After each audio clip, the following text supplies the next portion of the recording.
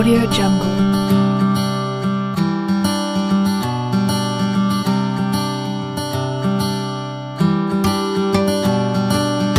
Audio Jungle.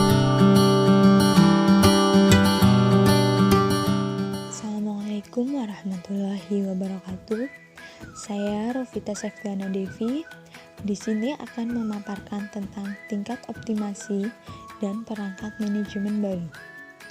Analisis optimasi dapat dengan baik dijelaskan dengan mempelajari proses maksimasi laba oleh perusahaan. Di dalam analisis optimasi terdapat 3 fungsi.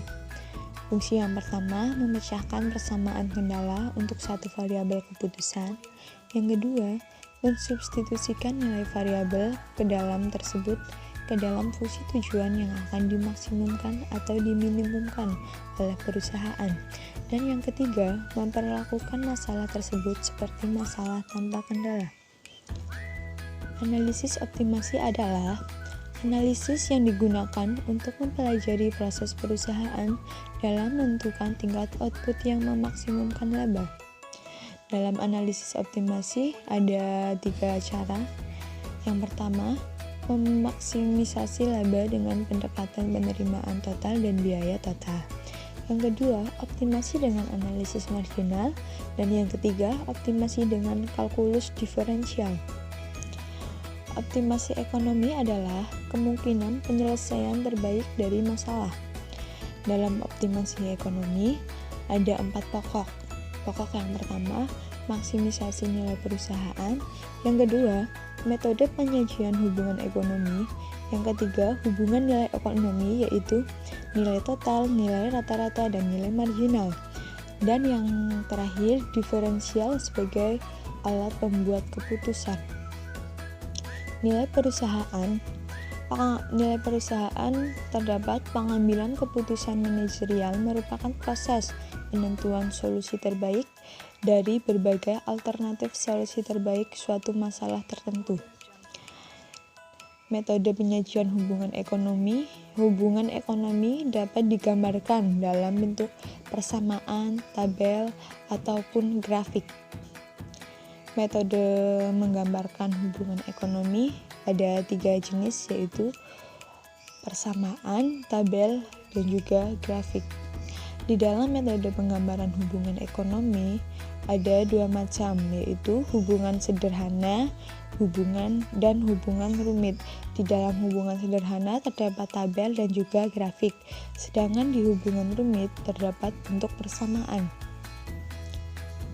Hubungan total, rata-rata, dan marginal. Hubungan antara biaya total, rata-rata, dan marginal adalah sama, baik untuk biaya, penerimaan, produksi, maupun laba. Hubungan marginal didefinisikan sebagai pembuahan variabel dependen dari suatu fungsi yang disebabkan oleh perubahan salah satu variabel independen sebesar 1 unit.